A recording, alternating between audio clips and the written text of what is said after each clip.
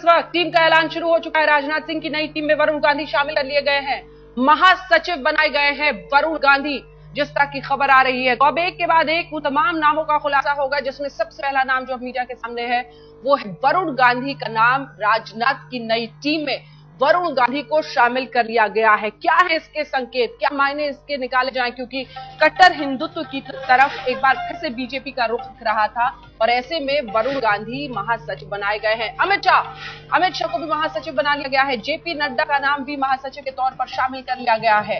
ये तमाम ऐसे नाम हैं जो अब सामने आ रहे हैं। नरेंद्र मोदी संसदीय बोर्ड में शामिल कर लिए गए हैं।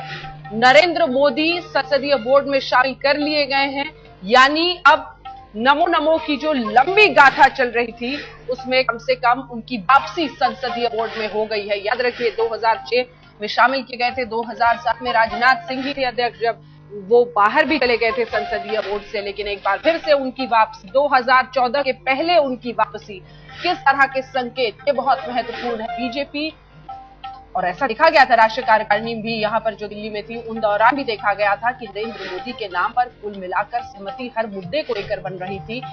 अब अगर शिवराज सिंह चौहान को नहीं शामिल किया गया है या फिर रमन सिंह पर कोई भी चर्चा नहीं हुई है और सिर्फ नरेंद्र मोदी को शामिल किया गया है, तो जाहिर तौर पर उनके चाहने वाले इसे इसी तरह से प्रोजेक्ट करेंगे कि अब बीजेपी की नमो नमो की शुरुआत खुलकर हो चुकी है। संसदीय बोर्ड में नरेंद्र मोदी शामिल कर लिए गए हैं, अमित शाह महासचिव बनाए गए हैं।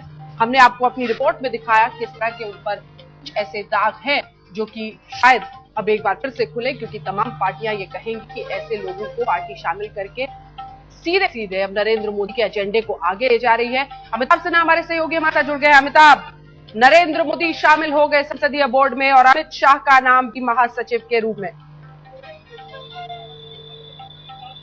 देखिए, एक चीज तो साफ हो गई कि नरेंद्र मोदी का रास्ता रोकना अब किसी के लिए भी मुश्किल हो रहा है। नरेंद्र मोदी दिल्ली आ रहे हैं। एक बात प्रसून ने थोड़ी देर पहले बताई थी कि केंद्रीय चुनाव संचालन समिति के अध्यक्ष बन सकते थे वो, लेकिन खुद नरेंद्र मोदी हो चाहे बीजेपी के नेता हो, सबकी तरफ से यही संदेश आ रहा था कि अगर दिल्ली की राजनीति में आना है, अगर पीएम वेटिंग बनना है, तो उसके लिए प्रधान पार्लियामेंट्री बोर्ड के फैसले का इंतजार करना पड़ेगा। नरेंद्र मोदी को भी अब लगता है ये समझ में आ गया है कि बिना पार्टी के सहयोग के पूरे देश पर राज नहीं कर सकते, इसलिए वो धीमे धीमे ही दिल्ली की राजनीति में प्रवेश करने की तैयारी कर रहे थे।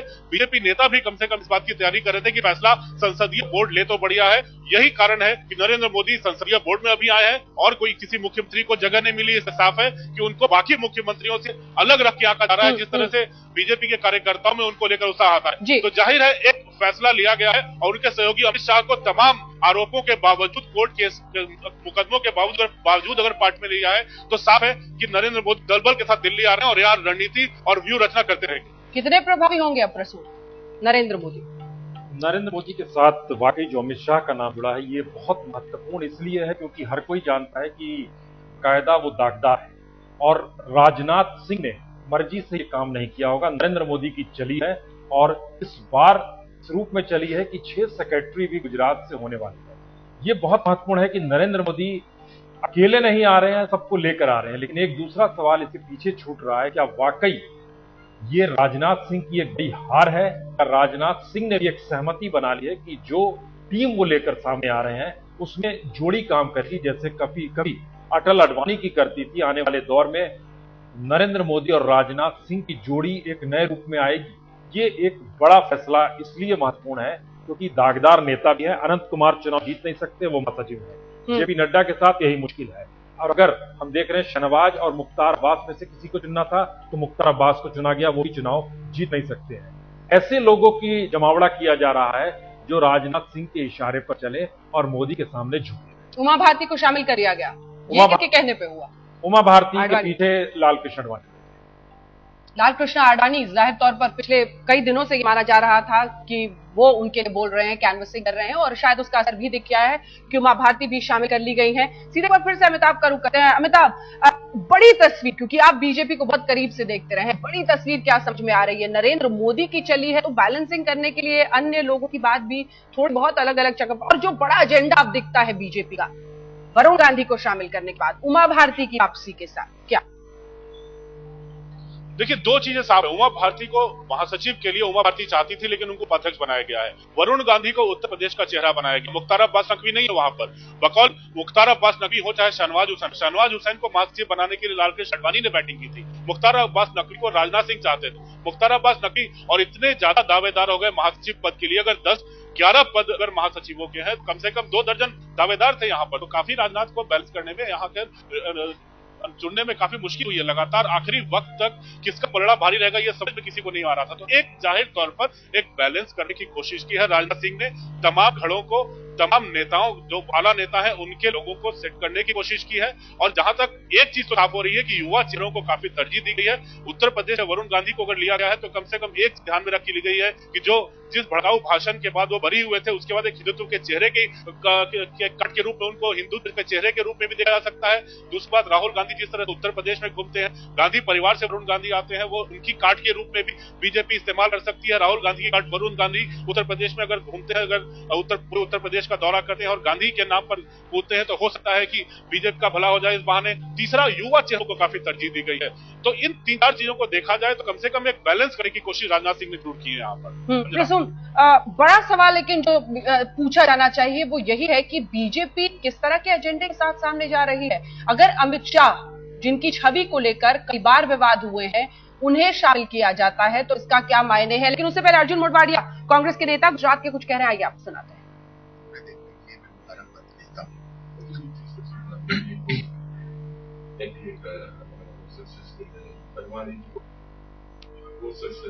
अभी मोदी को लेकर 2014 में जाने की बात चल रही है, उसको की पोस्ट देने की बात कर रहे हैं, क्या उससे कोई फर्क पड़ेगा? देखो, ये कोई उसकी पार्टी तो नहीं कर रही है कि Narendra Modi ji prime ministerial candidate है। वो तो खुद ही दूल्हा बन के सामने आ रहा है और आज नहीं आ रहे हैं। वो 2009 में भी वही अपने आप को आगे किए थे। उसके पहले 2007 में भी जब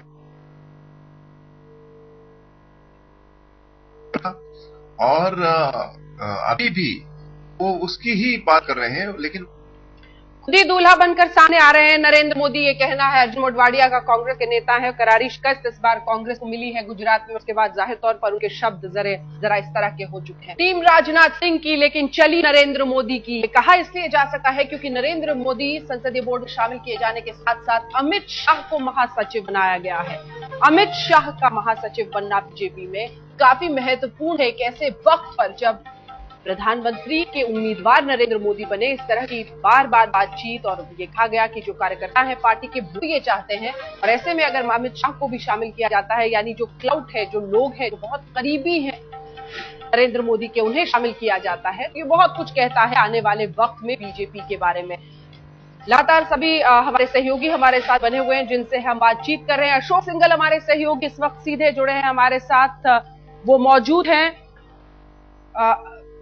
माफ कीजिएगा, मैं आपको बताऊंगी वो अमित शाह के घर के बाहर मौजूद हैं। इसके साथ ही वरुण गांधी के घर के बाहर से शमशेर हमारे साथ जुड़े हुए हैं, अमिताभ बीजेपी ऑफिस से हमारे साथ जुड़े हुए हैं और पूर्व प्रसून वाजपेयी हमारे सहयोगी हमारे साथ जुड़े हुए हैं। सबसे पहले अशोक सिंघल का रुख करते हुए, अशोक, बहुत महत्वपूर्ण है नरेंद्र मोदी संसदीय बोर्ड में और उनके दाहिने हाथ कहे जाने वाले अमित शाह महासचिव के रूप में शामिल है। ऐसे नेता जो विवादों से घिर रहे हैं लगातार। बिल्कुल अंजना, इससे साफ है कि नरेंद्र मोदी ने अपनी टीम बनाई है। बातें हो रही है कि दिल्ली वो कुछ करेंगे, प्राइम मिनिस्टर के उम्मीदवार के रूप में उनको देखा जा रहा है, चर्चाएं हैं, मांग उठ रही है। उस दृष्टि से अगर देखें तो अमित शाह, क्योंकि उनके रणनीतिकार हैं, उनके दाहिने हाथ माने जाते हैं, पूरी रणनीति वही बनाते हैं। गुजरात चुनाव में मेन भूमिका अमित शाह की थी, विवादित है। शाहजीन काउंटर केस जो था उस मामले में उनका नाम आया था, केस चल रहा है। सबसे विवादित नेता आपकी टीम में अगर माने जाते हैं तो अमित शाह माने जाते हैं। तो मोदी उनको यहाँ लाने में कामयाब हुए, जनरल सेक्रेटरी उनको बनाया गया। तो कहीं ना कहीं मोदी की टीम दिल्ली में, राजनाथ सिंह की टीम तो है अंजना ये, लेकिन मोदी की टीम भी अगर कहें तो मोदी की टीम के रूप में भी देखा जा रहा है कि मोदी ने अपने आदमी, अपने लोग यहाँ पे फिट कराए हैं दिल्ली में। आगे की रणनीति को देखते हुए, आगे की राजनीति को देखते हुए, तो साफ तौर से मोदी ने जो चाहा वो हुआ, ये कह सकते हैं। बिल्कुल, सीधे रुख करते हैं शमशेर का। शमशेर, वरुण गांधी का पीछा भड़काऊ भाषण वाले मामले ने बहुत दिनों तक किया था, हालांकि बाद में अब उसे हटाया जा सकता है मुद्दों से, लेकिन बड़ा सवाल यह है कि एक कट्टर हिंदुत्व का चेहरा भी उन्हें माना गया। जिस तरह की भाषा की बात एक वक्त पर कही गई थी कि उन्होंने भाषण के दौरान दिया था, उनकी मां अध्यक्ष की जब ये पूरी लड़ाई चल रही थी, कश्मकश चल रहा था, तो उन्होंने कहा था कि अगर भ्रष्टाचार के आरोप हैं, यानी कहीं ना कहीं गडकरी के खिलाफ बोलते हुए राजनाथ के लिए बोलती हुई वो नजर आई थी। और इन सब के बीच अब ये खबर। जी देखिए, नजर यूपी पे है। अगर वरुण गांधी की बात करें, कहा जाता है दिल्ली की सत्ता उत्तर प्रदेश होकर आती है, दिल्ली की गद्दी पे जो भी आएगा उसे उत्तर प्रदेश होकर आना होगा। वरुण गांधी के साथ कई चीजें हैं। एक तो गांधी का तंबा लगा हुआ है, दूसरी बात राहुल गांधी के काट के तौर पर बीजेपी उसे उत्तर प्रदेश में पेश करेगी। काफी ये कहें कि तेज तर्रार नेता है। जो आप उनके भाषण को देखें, उनकी जनसभाओं में देखें तो अच्छी खासी भीड़ उमड़ती है, युवा चेहरा है। तो इन तमाम चीजों को, ये पूरी टीम अंजना बनाई गई है 2014 के चुनाव को लेकर, और उस टीम में जाहिर सी बात है ऐसे लोगों को तरजीह दी गई है जो तेज तर्रार है, युवा चेहरा है। गांधी परिवार का एक तमगा लगा हुआ है, अपने आप में काफी मायने रखता है। खास करके अगर उत्तर प्रदेश की अगर बात करें, उनके जनसभाओं में देखें तो खूब भीड़ उमड़ती है। तो ये तमाम चीजें हैं जो वरुण गांधी के पक्ष में है, जो पूरी टीम तैयार की गई है। तो कहीं न कहीं वरुण गांधी को महासचिव बनाकर उत्तर प्रदेश में बीजेपी और भी अपनी स्थिति काफी मजबूत करने के लिए वरुण गांधी को लाया गया है। नजर वरुण गांधी को उत्तर प्रदेश में लाया, साथ ही स्टार प्रचारक के तौर पर भी आप वरुण गांधी को देखेंगे। वरुण गांधी को बीजेपी चुनाव में स्टार प्रचारक के तौर पर इस्तेमाल करेगी। तो ये 5-6 चीजें हैं जो वरुण गांधी के पक्ष में है, और यही वजह है कि पार्टी ने उन्हें इसके लिए महासचिव के पद पर चुना है, और उसका पूरा का पूरा इस्तेमाल पार्टी इस चुनाव में करेगी वरुण गांधी का। बिल्कुल, इस टीम के साथ कहां पहुंची है बीजेपी, ये पूछेंगे प्रसून से हमारे साथ स्टूडियो में, लेकिन उससे पहले एक बार जरा अमिताभ के पास चलते हैं बीजेपी ऑफिस में। अमिताभ, कुछ मायूसियां, कुछ और ऐसी खबरें जो अब निकल कर आ रही हो, क्योंकि अब तो नामों का ऐलान हो रहा है? देखिए, बहुत बड़ी टीम होती है, कम से कम 33 लोग होते हैं। तो महासचिव पद के इच्छुक लोग थे, वो उपाध्यक्ष के रूप में अगर उनको नियुक्त किया गया है तो शायद उनको दुखी होने की कोई गुंजाइश नहीं है, क्योंकि राजनाथ बार बार कह चुके हैं ये इस टीम का ऐलान तमाम नेताओं के सहयोग और सहमति से हुआ है, और सर्वोच्च नीति निर्धारक संस्था पार्लियामेंट्री बोर्ड होती है। अगर ऐसी स्थिति में अगर कोई नेता अपनी नाराजगी जताता भी है तो मुझे नहीं लगता कि आला कमान के कान पर कोई जू रेंगने वाली है। तो जाहिर है नाराजगी होगी, दुखद स्थिति होगी, कई लोग दुखी हुए होंगे, लेकिन कम से कम एक चीज तो सीधा संदेश है कि फैसला ले लिया, अब उस पर काम करो, आगे बढ़ते रहो। बिल्कुल, फैसला ले लिया, उस पर काम करो, आगे बढ़ते रहो, 2014 के लिए कूच करो। और इसीलिए प्रसून, आपसे मेरा ये सवाल, ये आरोपों के शाह को शामिल करके बीजेपी ने क्या संकेत दिए हैं?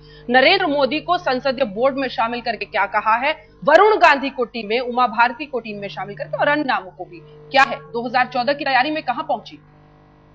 अंजना, हमको लगता है हमारे रिपोर्टर इसका जवाब दें, ज्यादा अच्छा रहेगा। अशोक सिंघल, आप लंबे समय से पत्रकारिता कर रहे हैं और बीजेपी को कवर कर रहे हैं। आपने कभी सोचा था, अमित शाह और बीजेपी जब बनी थी, मेरे ख्याल से आप तब भी पत्रकारिता कर रहे थे, लाल कृष्ण आडवाणी जब अध्यक्ष बने थे तब भी हमने आपको देखा था बीजेपी दफ्तर के बाद। एक सवाल का जवाब दीजिए, अमित शाह के ऊपर दाग लगा हो और वह राष्ट्रीय नेता के तौर पर महासचिव का पद मिल जाए उनको, आपने कभी सोचा था ऐसा होगा बीजेपी में? बिल्कुल नहीं हो सकता प्रश्न, क्योंकि अमित शाह को कोई जानता नहीं था। अगर एक मिनट, ठीक है, आपने नहीं सोचा था। ये दूसरा सवाल, वरुण गांधी की पहचान शमशेर हिंदुत्व के तौर पे जानी जाएगी या गांधी के तौर पर?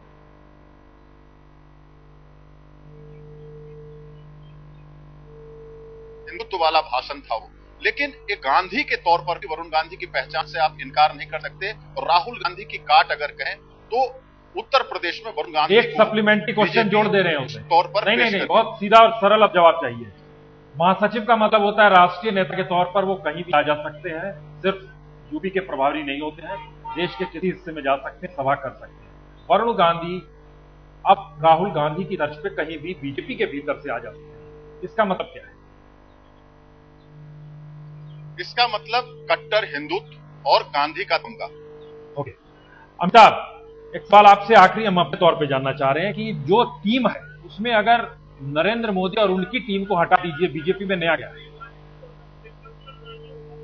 नया कुछ नहीं है प्रसून, वही पुराने चेहरे हैं, पुरानी बोतल शराब। अंजना, ये एक मुश्किल है राजनाथ सिंह के साथ कि बीजेपी को 2014 मिशन के लिए ले जाना तो है, लेकिन पास में पाने के लिए कुछ नहीं है, वो उलझ गए हैं नरेंद्र मोदी के चकाचौंध में और आडवाणी की अपनी एक सियासी। बिल्कुल, वो अब साफ दिखाई भी दे रहा है। सभी हमारे सहयोगी लगातार हमारे साथ बने हुए हैं। एक बार फिर से रुख आपका शोक करना चाहूंगी, क्योंकि ये सवाल बहुत महत्वपूर्ण है कि इसके जरिए क्या आने वाले वक्त में, क्योंकि कैंपेन कमेटी के अगर वो अध्यक्ष बनाए जाते नरेंद्र मोदी, तब शायद सीधे तौर पर ये कहा जाता कि आने वाले वक्त में उन्हें पीएम के उम्मीदवार के रूप में उन्हें आगे ले जाने के लिए क्या होता हुआ दिख रहा है इस टीम के ऐलान के साथ, या फिलहाल प्रभावी उतने ताकतवर नहीं बनते दिख रहे। देखिए, मोदी प्रभावी होकर के निकले हैं, ये बात तो सच है। अमित शाह का नाम जो प्रश्न पूछ रहे थे, अंजना, सहाबुद्दीन केस से पहले कोई जानता नहीं था, बहुत लो प्रोफाइल नेता वो रहते थे। 10 साल गृह राज्य मंत्री गुजरात में रहे, तब भी कोई नहीं जानता था। गुजरात के बाहर कोई राष्ट्रीय नेता के रूप में उनकी पहचान नहीं था। महासचिव का मतलब बहुत बड़ी बात होता है पार्टी के अंदर। टॉप जो नीति निर्धारक लोग होते हैं, जो डिसीजन लेते हैं, महासचिव उसमें माने जाते हैं। लेकिन मोदी पार्लियामेंट्री बोर्ड, उसी मोदी को हटाया गया था राजनाथ सिंह के कार्यकाल में, जो टेन्योर था, पिछले जो टेन्योर था, अध्यक्ष रहे थे, उसमें हटाया गया था। और अब मोदी को लाना, सिर्फ एक ही चीफ मिनिस्टर को पार्लियामेंट्री बोर्ड में ला गया, और दूसरा अमित शाह को लाना। अमित शाह का कोई सेक्टर में अनुभव नहीं था, राष्ट्रीय नेता नहीं थे, गुजरात से बाहर उनको कोई जानता भी नहीं था। तो साफ तौर से नरेंद्र मोदी ने जो चाहा उनसे पूछ करके ये नाम तय हुआ है। रूपाला का नाम भी आ रहा था, जो मेंबर ऑफ पार्लियामेंट है, लेकिन नरेंद्र मोदी की कंसेंट लेकर के उनसे नाम पूछा गया। नरेंद्र मोदी ने अमित शाह का नाम, विवादित होने के बावजूद भी पार्टी में दो राय थी अमित शाह को लेकर के, लेकिन नरेंद्र मोदी के फैसले के सामने, उनके निर्णय के सामने किसी ने सवाल नहीं किया। तो साफ तौर से नरेंद्र मोदी का प्रभाव रहा है सेंटर में।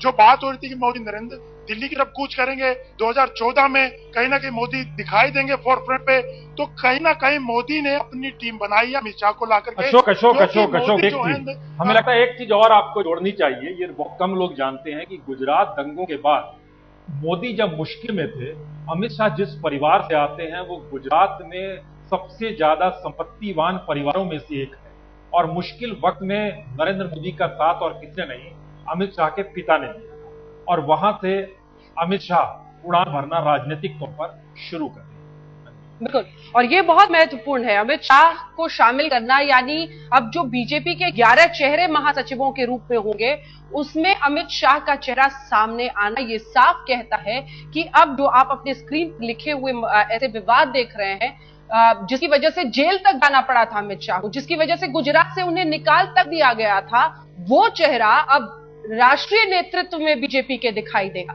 ये बहुत कुछ कहता है बीजेपी के बारे में कि क्या वो एक स्टेट ऑफ डिफायंस में है, जिसमें वो ऐसे आरोपों को दरकिनार करते हुए अपने लेवल पर ऐसे नेताओं को वहां पहुंचा रही है जो बीजेपी के शीर्ष नेता है। सीधे रुक करते हैं अमिताभ का। अमिताभ, जो सवाल मैं अशोक से भी पूछ रही थी, आपसे भी वो सवाल, बीजेपी में नरेंद्र मोदी प्रधानमंत्री उम्मीदवार बनने के कितने करीब या दूर पहुंचते हैं आज की इस लिस्ट के बाद? देखिए, दिल्ली की राजनीति में उनकी एंट्री हो रही है और दिल्ली की राजनीति में घुस रहे हैं, और उनको काफी एक पार्लियामेंट्री बोर्ड के रास्ते उनको दिल्ली लाया जा रहा है। लेकिन जहां तक प्रधानमंत्री पीएम इन वेटिंग का सवाल है, अभी दिल्ली थोड़ी उनके लिए दूर कही जा सकती है। क्योंकि एक चीज तो साफ है, क्योंकि लालकृष्ण आडवाणी, सुषमा स्वराज, अरुण जेटली, राजनाथ सिंह जैसे नेता जब यहाँ बैठे हो और बार बार सब ये दोहरा रहे हो और संघ भी दोहरा रहा हो कि फैसला बीजेपी को करना है, और बीजेपी का लाने का जब ये कह रहे हैं कि फैसला बीजेपी का पार्लियामेंट्री बोर्ड करेगा, तो नरेंद्र मोदी को एक चीज साफ होनी चाहिए कि बिना पार्टी के सहयोग के वो पूरे देश पर राज करना उनके लिए संभव नहीं होगा। और शायद यही कारण है कि उन्होंने धीरे से एंट्री मारना ही बेहतर समझा होगा, और पार्टी को भी ये रास्ता बेहतर लगा होगा। राजनाथ कमीशन 2014, राजनाथ की लिस्ट लेकिन चली नरेंद्र मोदी की, ये कहा जा सकता है मोटे तौर पर। लेकिन जो अन्य बहुत महत्वपूर्ण नाम है जिनको सरसरी निगाह से देख लेना अच्छा होगा, अध्यक्ष के रूप में अगर राजनाथ सिंह है, तो जो अन्य नाम सामने आए हैं इसमें उपाध्यक्ष में आप देखें सदानंद गौड़ा साहब को शामिल किया गया, मुख्तार अब्बास नकवी, सीपी ठाकुर, जुआल ओराओ, एस अहलूवालिया, बलबीर पुंज उपाध्यक्ष, सतपाल मलिक उपाध्यक्ष, प्रभात झा के नाम को लेकर असमंजस स्थिति बनी हुई थी, उमा भारती उपाध्यक्ष के रूप में, विजय चक्रवर्ती उपाध्यक्ष के रूप में, लक्ष्मीकांत चावला, किरण महेश्वरी, स्मृति ईरानी उपाध्यक्ष के रूप में शामिल की गई है।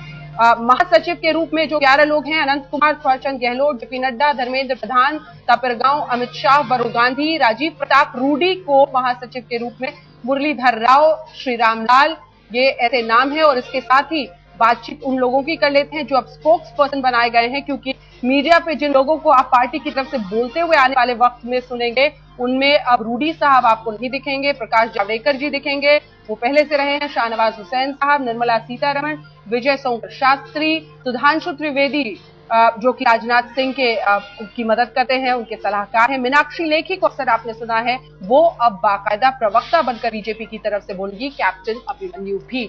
हमारे साथ तमाम हमारे सहयोगी लगातार बने हुए हैं जिनसे हम बातचीत कर रहे हैं। सीधे रुख करते हैं अशोक का, जो हमारे साथ लगातार अमित शाह के घर के बाहर से।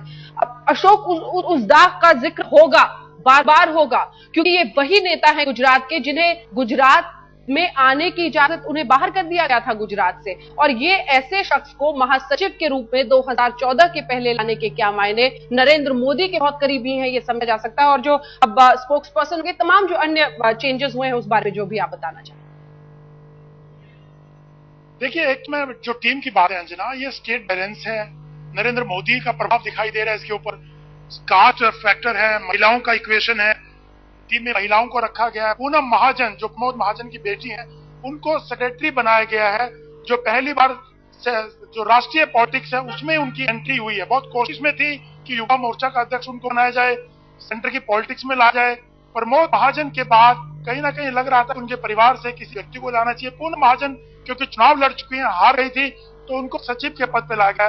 अंजना, सबसे बड़ी बात तो इसमें नरेंद्र मोदी की तो है ही, नरेंद्र मोदी की पार्लियामेंट बोर्ड, अमित शाह को जनरल सेक्रेटरी, जिसको कोई जानता नहीं था। दिल्ली में अमित शाह का कोई घर भी नहीं है, गुजरात भवन में वो ठहरते हैं। लेकिन आगे की रणनीति है, आगे की पॉलिटिक्स है नरेंद्र मोदी की, जिसको देखते हुए अमित शाह को लाया गया। तो एक कड़ी है नरेंद्र मोदी की 2014 को देखते हुए, उनके प्रभाव को दिखाता है नरेंद्र मोदी का। जहां तक प्रवक्ताओं की बात है अंजना, इसमें कई प्रवक्ताओं की, रविशंकर प्रसाद गायब हो गए हैं जो चीफ स्पोक्स पर्सन थे, वो कई प्रवक्ताओं की लिस्ट में नहीं है। रूडी को महासचिव बना दिया, प्रवक्ताओं की लिस्ट में नहीं है। शहनवाज को कोई पद नहीं दिया गया, लेकिन वो प्रवक्ता हैं, पहले भी प्रवक्ता थे। लेकिन इसमें सुधांशु त्रिवेदी जो कि पॉलिटिकल एडवाइजर हैं राजनाथ सिंह के, जो मेन उनका काम देखते हैं, पूरा इन्वॉल्व रहते हैं उनकी हर रणनीति में, उनके भाषण लिखते हैं राजनाथ सिंह के, उनको प्रवक्ता बनाया गया है, उनको आगे बढ़ाया गया है। वो एक प्रवक्ता की लिस्ट में उनका नाम चौंकाने वाला है, जो कि अभी तक मीडिया से दूर रहते थे, अब मीडिया के सामने आएंगे, फोर्थ फ्रंट पे रहेंगे। मीनाक्षी लेखी मीडिया के सवालों को जवाब देती थी, डिबेट में आती थी, लेकिन प्रवक्ता बनाया गया। तो अशोक, आपको बीच में रोक रही हूँ क्योंकि इस वक्त हमारे साथ बीजेपी के वरिष्ठ नेता डॉक्टर हर्षवर्धन, दिल्ली में खास तौर पर काफी काम कर चुके हैं, हर्षवर्धन जी जुड़ गए हैं। डॉक्टर हर्षवर्धन जी, टीम राजनाथ की, लेकिन लगता है चली नरेंद्र मोदी की। अमित शाह भी शामिल किए गए महासचिव के रूप में, वही नेता जिन्हें गुजरात से बाहर कर दिया गया था। बड़ी समस्या है कि अगर उनको यहाँ पर लाया गया है तो आप कह रहे हैं कि गुजरात से बाहर कर दिया गया है, वो गुजरात की बजाय अब राष्ट्रीय नेता हो गए हैं। इसमें मुझे नहीं लगता कि किसी को आपत्ति होनी चाहिए। और अभी जनता ने गुजरात के चुनाव में उनको इतने भारी बहुमत से विजयी बनाया, मेरा ख्याल से 70-75 हजार वोटों से वो जीते हैं। कितना वो बड़े जन नेता हैं, कितना जमीन के साथ जुड़े हैं, कितना जनता की समस्याओं के साथ जुड़े हैं, इसका अंदाजा तो हम इसी बात से लगा सकते हैं जो उनको अभी जन समर्थन मिला है। मैं ये समझता हूं कि राजनाथ जी ने जो आपके सुर और शब्द हैं, जो आपके सुर और शब्द है, वो तो लंबे वक्त से बीजेपी में है, और भी अब तो और भी मजबूत तरीके से उनकी बड़ाई, उनकी प्रशंसा होगी। आप मेरा सवाल नहीं समझ पाते। मेरा ये कहना था कि सोहराबुद्दीन एनकाउंटर केस में, ऐसे तमाम मामलों में उन्हें एक वक्त पर कोर्ट की तरफ से कहा गया था कि गुजरात में वो प्रवेश न कर सके। अमित शाह की बात हो रही थी। बहरहाल, बहुत बहुत शुक्रिया आपका हमारे साथ हर्षवर्धन जी इस पूरी चर्चा में जुड़ने के लिए। राजनाथ का मिशन 2014, क्या इसी मिशन के साथ, इसी नई टीम के साथ, इन्हीं चेहरों के साथ 2014 में नैया पार लगेगी बीजेपी की? ये है अब आगे की तैयारी, क्योंकि अभी तो ऐलान हो गया है नामों का, जिसमें खुलकर चली है नरेंद्र मोदी की, क्योंकि नरेंद्र मोदी संसदीय बोर्ड में तो शामिल किए ही गए हैं, उन्हें चुनाव समिति में भी शामिल किया गया है।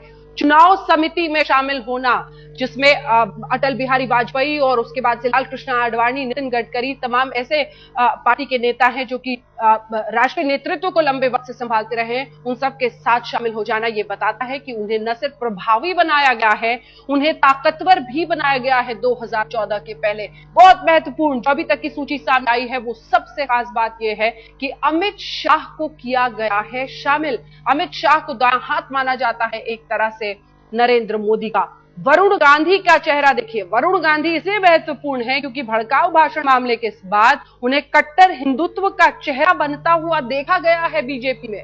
और उस चेहरे को शामिल करना महासचिव के रूप में, कुल 11 ही महासचिव होते हैं पूरे भारत में बीजेपी के, उनमें शामिल करना इन दो चेहरों को, ये बताता है कि नमो नमो के साथ साथ कट्टर हिंदुत्व का वो बिंदु है जिस पर घूम फिर कर फिर से पहुंचती हुई, अटकती हुई दिख रही है बीजेपी। ये है तस्वीर, ये है चेहरे जिनके साथ 2014 की जंग लड़ेगी अब बीजेपी। संसदीय बोर्ड में नरेंद्र मोदी को शामिल कर लिया गया है, उन्हें चुनाव समिति में भी शामिल कर लिया गया है। अब देखना दिलचस्प होगा कि इन बदलावों के बाद जेडीयू का क्या कहना है। याद रखिए, बीजेपी की सबसे बड़ी कश्मकश, उसकी सबसे बड़ी परेशानी होती है एनडीए का समर्थन हासिल करना इन चेहरों के लिए। अब क्या कहना है जेडीयू का, यह होगा बड़ा सवाल, क्योंकि नीतीश कुमार ने सीधे तौर पर नरेंद्र मोदी का नाम नहीं लिया, लेकिन बार बार यह कहा कि सेक्युलर छवि वाले लोगों को ही उस शीर्ष पर पहुंचाना चाहिए, किसी पार्टी में प्रधानमंत्री उम्मीदवार के रूप में दिखाया जाना चाहिए, जिनका चेहरा कुछ इस तरह का हो कि वो पूरे देश को स्वीकार्य हो। अब तो नरेंद्र मोदी के साथ साथ महासचिव के रूप में अमित शाह को शामिल, और अब हम दिखा रहे हैं आपको महासचिवों की पूरी सूची। अनंत कुमार कर्नाटक के जिन्हें महासचिव के रूप में शामिल किया गया है। हालांकि कहा गया कि आडवाणी का हाथ तो उन्होंने थामा, उन्होंने नागपुर तक फोन किया था। इधर थावरचंद गहलोत साहब को महासचिव के रूप में मध्य प्रदेश शामिल किया गया है। इसके अलावा जो अन्य 9 नाम है वो भी देखिए। जेपी नड्डा साहब महासचिव हिमाचल प्रदेश के, माना जा रहा था कि महासचिवों की सूची में ये रहेंगे। धर्मेंद्र प्रधान, इनके नाम को लेकर एक असमंजस की स्थिति बनी हुई थी, क्योंकि कई ऐसे लोग थे जो विरोध कर रहे थे, लेकिन अपनी नैया पार लगाने में कामयाब रहे धर्मेंद्र प्रधान। इसके अलावा तापिर साहब महासचिव के रूप में अरुणाचल प्रदेश से वो आते हैं, सांसद रह चुके हैं, वो राजनाथ का मिशन 2014 में महासचिव के रूप में होंगे। अमित शाह सबसे विवादित चेहरा, जिन्हें जेल तक जाना पड़ा था सोहराबुद्दीन एनकाउंटर केस में, उन्हें गुजरात से बाहर रहने को भी कहा गया था। अब देखिए एक और विवादित चेहरा, वरुण गांधी का भड़काऊ भाषण मामला, हालांकि उससे बरी हो चुके हैं, लेकिन फिर भी ये एक बड़ा विवाद था जिनके इर्द गिर्द था। राजीव प्रताप रूडी महासचिव बिहार से प्रवक्ता के रूप में दिखते हैं पिछले दिनों। मुरलीधर राव महासचिव आरएसएस की तरफ से, ये बहुत महत्वपूर्ण है इन नामों का होना। रामलाल महासचिव, तो ये भी आरएसएस की तरफ से। ये ऐसे नाम है जो आरएसएस की तरफ से आगे किए गए थे, और ये हमेशा एक लड़ाई होती है कि सांस्कृतिक राष्ट्रवाद वाले आरएसएस का किस तरह से भारतीय जनता पार्टी की राजनीति में भी कहीं न कहीं दबदबा रहता है, उसका कहा हुआ चलता है। और ये देखिए, ये वो 3 चेहरे हैं जो बहुत महत्वपूर्ण बनकर आज की लिस्ट से बाहर आए हैं। नरेंद्र मोदी, जिन्हें संसदीय बोर्ड में ही नहीं चुनाव समिति में भी शामिल किया गया है। विनय कटियार जी हमारे साथ, हमारे बीजेपी के नेता इस वक्त जुड़ रहे हैं। विनय कटियार जी, बहुत बहुत शुक्रिया आपका हमसे बातचीत करने के लिए। संसदीय बोर्ड में नरेंद्र मोदी शामिल कर लिए गए हैं और अमित शाह को महासचिव के रूप में, यानी खूब चली है नरेंद्र मोदी की। विनय जी, नहीं, एक व्यक्ति अगर जुड़ गया तो नरेंद्र मोदी खूब चली है कहना तो ठीक नहीं है, लेकिन कुल मिलाकर के बड़ा संतुलित टीम है और अच्छी टीम बना है। पूरे देश भर से लोगों को लेना, हर प्रदेश का प्रतिनिधित्व हो, सामाजिक समीकरण बैठे, उसको बैठाने में पसीने छूटते हैं। और मैं समझता हूँ राजनाथ जी ने बहुत संतुलित टीम का निर्माण किया है और वो आगे अच्छा काम करेगी। और नरेंद्र मोदी जी पार्लियामेंट्री बोर्ड में आ गए तो सारी अटकलें अब समाप्त हो गई। जिनको जो कहना था वो पहले कहते रहे, अब तो सीधे फ्रंट पर आ गए हैं मैदान में। लेकिन अमित शाह को लेकर क्या ये सवाल पूछा जाना सही नहीं है कि ये एक ऐसे नेता हैं जिन पे कई दाग रहे हैं? सोहराबुद्दीन एनकाउंटर केस में उन्हें जेल तक जाना पड़ा, गुजरात की सीमाओं से बाहर उन्हें रखा गया, और उनको आप अपने राष्ट्र के उन चुनिंदा 11 महासचिवों में शामिल करे थे। विनय जी, सोहराबुद्दीन एनकाउंटर केस के मामले में उनको जेल जाना पड़ा है, बात सही है, लेकिन ये भी बात सही है सोहराबुद्दीन एक का हिस्ट्री शीटर बदमाश था। अब किन परिस्थितियों में क्या हुआ ये अदालत निर्णय करेगी, अभी फाइनल तो हुआ नहीं। और जब तक कोई जजमेंट नहीं आ जाता है पक्ष या विपक्ष में, तब तक किसी आदमी को पहले से फांसी पर चढ़ा देना ये तो ठीक नहीं है। चलिए, अब तो लोग तय करेंगे कि इस छवि के साथ कितनी छवि अच्छी या बुरी होती है बीजेपी की। लेकिन चलते चलते यूपी पर एक छोटा सा सवाल आपसे कि यूपी में आपने बहुत मेहनत की है और बहुत काम किया है, वरुण गांधी को वहां पर काफी तवज्जो दिया गया है। हाँ, दिया गया। गांधी परिवार से जुड़े होने के कारण फायदा तो मिलता ही है, जैसे वहाँ राहुल को मिले ऐसे यहाँ वरुण गांधी को मिल गई।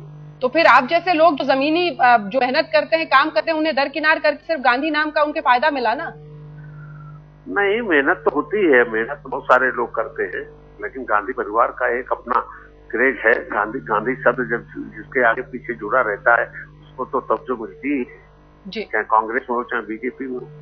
चलिए, बहुत बड़ी बात आज के दिन आप कह रहे हैं। बहुत बहुत शुक्रिया आपका विनय कटियार, नेता बीजेपी के बड़े कद्दावर नेता हैं और यूपी में बहुत मेहनत की है और आज तक से उन्होंने साफ कहा कि गांधी टाइटल का फायदा मिला है वरुण गांधी को। इससे आप समझ सकते हैं कि ऐसे कई सुर आपको आने वाले वक्त में सुनाई देंगे। अब हम आपको दिखा रहे हैं संसदीय बोर्ड में कौन कौन से नाम शामिल किए गए हैं। अटल बिहारी वाजपेयी, लाल कृष्ण आडवाणी, राजनाथ सिंह, सुषमा स्वराज, नरेंद्र मोदी, ये सब संसदीय बोर्ड में अब नरेंद्र मोदी का नाम शामिल हो गया। संसदीय बोर्ड में अरुण जेटली, मुरली मनोहर जोशी, वेंकैया नायडू संसदीय बोर्ड में। ये तमाम नाम हम आपको दिखा रहे हैं जो संसदीय बोर्ड में। नितिन गडकरी संसदीय बोर्ड में, अनंत कुमार संसदीय बोर्ड में, रामलाल संसदीय बोर्ड में। ये संसदीय बोर्ड की हम बात करें, पार्लियामेंट्री बोर्ड सबसे ताकतवर है और सबसे ताकतवर इसलिए क्योंकि जितने भी फैसले होते हैं किसी नेता को किस पद पर ले जाना है, क्या करना है, वो सभी फैसले इसी संसदीय बोर्ड में लिए जाते हैं। इसीलिए पावर सेंटर इसे किसी भी पार्टी में कहा जा सकता है। हमारे साथ आलोक मेहता जी भी वरिष्ठ पत्रकार स्टूडियो में जुड़ गए। आलोक मेहता जी, और इस सबसे पावरफुल सेंटर में बीजेपी के एक ही मुख्यमंत्री और वो नरेंद्र मोदी, क्या कहता है, कितनी चली? से नरेंद्र मोदी की ही ज्यादा चली है और आप लगातार आपके चैनल पर आपने भी बात बोला है कि अडवाणी शिवराज सिंह जी को भी चाहते थे और बीच में भी जब उनकी बैठक हुई राष्ट्र परिषद की तब भी बार बार अडवाणी जी ने इस बात पे जोर दिया कि और मुख्यमंत्री भी अच्छा काम कर रहे हैं। तो पहला ये पॉइंट नोट किया जाना चाहिए, मुझे ऐसा लगता है कि सारे मुख्यमंत्रियों में नरेंद्र मोदी की जो वापसी हुई है ये इस बात का संकेत है। वैसे पहले हम सब लोग को एक उम्मीद पहले ये बताई गई थी, दावा किया जा रहा था कि नहीं, उनको पूरी अभियान समिति का अध्यक्ष बना करके लाया जाएगा ताकि वो दिखे, लेकिन समानांतर सत्ता न दिखाई दे, घटक दलों और दलों के साथ एनडीए में कहीं प्रॉब्लम ना आए, इसलिए। लेकिन पूरा महत्व नरेंद्र मोदी और संघ को मिला है, मैंने इसमें किसी की नहीं चली है, सही माने में पूरा संघ का ही एक डोमिनेशन है, संघ की एक रणनीति है और इसलिए हिंदुत्व का एजेंडा पूरा करने के लिए भाजपा अब उसको मंदिर की जरूरत नहीं है। अब हिंदुत्व के नाम पर देश में एक लहर भी यदि आ जाए, ये इच्छा उनकी है। बीजेपी की ये इच्छा नहीं है कि वो एनडीए को, जनता दल यू को उनको ले जाए। बीजेपी और नरेंद्र मोदी और राजनाथ सिंह की इच्छा ये है कि वो पूरा बहुमत जितना 200 ला सकते हैं, जबकि कई नेता जानते हैं कि इतना आसान नहीं है, लेकिन हिंदुत्व के नाम पर यदि लहर चले, कोई और भी बड़ा गुजरात चाहे न हो सके, लेकिन ऐसी कोई भावना की लहर फूटे जिससे कि उनको ज्यादा सीटें मिले। एनडीए का क्या होगा? एनडीए का क्या होगा? क्योंकि अब आप अमित शाह को भी शामिल कर लिया है, अब जेडीयू क्या बहाने बनाएगी अगर समिट रहना, क्योंकि संसदीय बोर्ड में ही नहीं, उन्हें चुनाव समिति में भी शामिल कर लिया गया है नरेंद्र। देखिए जी, जेडीयू बिहार में जब तक उनका काम चल रहा है, वो कहेगी आपकी पार्टी का मामला, आप किसको रखते हैं नहीं रखते हैं। जब तक प्रधानमंत्री पद की दावेदारी, तो चुनाव के पहले भी हो सकता है जेडीयू ये कांग्रेस के साथ जोड़ लेती, समाजवादी जिस ढंग से दूर जा रहे हैं, तो वो एक समीकरण आगे बनेगा। लेकिन अब एनडीए की चिंता बीजेपी को नहीं है, जेडीयू को बीजेपी की ज्यादा नहीं है, चूंकि अब वो तीसरा मोर्चा बने, चौथा मोर्चा बने, कांग्रेस के साथ जुड़े। अब ये रणनीति 2014 के लिए हम सब लोग मानते हैं कि आसान नहीं है बीजेपी या कांग्रेस का अकेले जीतना, लेकिन उनकी जो अपनी रणनीति है वो ये चाहेंगे कि हम ज्यादा से ज्यादा सीटें हिंदुत्व के नाम पे ला सकते हैं। और ठीक है, काम मध्य प्रदेश में हो रहा है, छत्तीसगढ़ में हो रहा है, गुजरात में हो रहा है, तो राज्यों में जो सीटें हैं वो तभी बढ़ पाएंगी जब कोई लहर ला सके, वो हिंदुत्व की कट्टर लहर ला सके।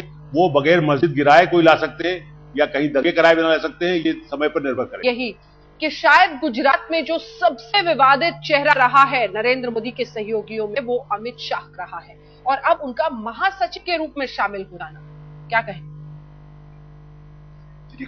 बीजेपी ये मानती है कि उनको फंसाया गया है और जहां तक अमित शाह का सवाल है, उनकी राजकीय रणनीति में जो माहिरता उनको प्राप्त है, उसका लाभ लेने का नरेंद्र मोदी और बीजेपी ने प्रयास किया है। अमित शाह जैसे इलेक्शन के स्ट्रेटेजिस्ट भारत में बहुत कम होंगे, ऐसा मेरा मानना है। मैं उनको बहुत सालों से जानता हूं और ऐसे इंसान की सेवाएं पार्टी इलेक्शन के पहले ले, इसमें कोई बड़ी बात नहीं। उदय जी, तो चाल चरित्र और चेहरे का क्या होगा? देखिए, चाल चरित्र, देखिए देश के अंदर मुस्लिम तुष्टीकरण के संदर्भ में ही चाल चरित्र दिखाया जाता है, ऐसा तो नहीं हो सकता ना। जो मैं आरूख जी की टिप्पणी से भी इत्तेफाक नहीं रखता हूं कि हिंदुत्व की लहर आएगी, कोई हिंदुत्व की लहर नहीं आएगी। हिंदुत्व आज का क्या है? आज का हिंदुत्व है डेवलपमेंट का पॉलिटिक्स, प्लस जो भी सरकारी नेता मुस्लिम तुष्टीकरण या क्रिश्चियन तुष्टीकरण नहीं करता है वो हिंदुत्व का, चाहे आप हिंदुत्व कहिए, उसको सेक्युलरिज्म कहिए, जो भी कहिए। पहले तो हम चाहेंगे कि जो उदय जी कह रहे थे उसका अगर आप कोई जवाब देना चाहें, और फिर आप जरा गुजरात से निकलकर यूपी की भी बात हो। कलराज मिश्र, विनय कटियार को आपने कुछ ही देर पहले सुना, साफ नाराज थे। आज के दिन ये कह जाना किसी टेलीविजन चैनल पर कि गांधी नाम का फायदा मिला है वरुण गांधी को, उस कसक की पुकार है जिसकी वजह से शायद वो या कलराज मिश्र छूट गए। अंजना जी, बिल्कुल आपने सही कहा, लेकिन अभी फिर से हम चूंकि हिंदुत्व की बात पहले एक सेंटेंस में कहना चाहूंगा। उदय जी, मैंने ये नहीं कहा कि ऐसा हिंदुत्व की लहर आएगी। मेरा कहना है कि बीजेपी संघ में एक भावना है कि हम हिंदुत्व की लहर लाएं, क्योंकि उन लोगों से जब हम केंद्रीय नेताओं से बात करते हैं तो खुद गिनाते हैं कि 150 से अधिक सीटें बीजेपी अपने बल पर चाहे सब जगह हिंदी राज्यों में आ जाए, गुजरात में आ जाए, तब भी नहीं बनती। इसलिए कोई बैकलेश हो। उत्तर प्रदेश में भी राजनाथ सिंह 2009 में चुनाव हरवा चुके हैं। 2009 का चुनाव राजनाथ सिंह के नेतृत्व में लड़ा गया था, पार्टी हारी, इसीलिए बाद में गडकरी साहब को लाया गया था। ऐसी स्थिति में पार्टी हिंदुत्व की लहर, चूंकि नरेंद्र मोदी का सुशासन तो सब दुनिया जानती है, वो अमेरिका वाले भी अब तो मानने लगे हैं, इसलिए उस सुशासन प्लस हिंदुत्व। एक टिप्पणी करना चाहूंगा इसमें कि नरेंद्र मोदी क्या रिप्रेजेंट करते हैं, उसको डिफाइन करना होगा। नहीं, वो नरेंद्र मोदी डेवलपमेंट शासन को करते हैं, लेकिन उदय जी वो सबसे पुराने प्रचारक में जो नहीं कही जाती है, दूसरी बात उनके बारे में जो नहीं कही जाती वो ये है कि एक नया मॉडल उन्होंने खड़ा किया है जिसमें कि मुस्लिम तुष्टीकरण बिगर भी मुस्लिमों को साथ में लिया जा सकता है।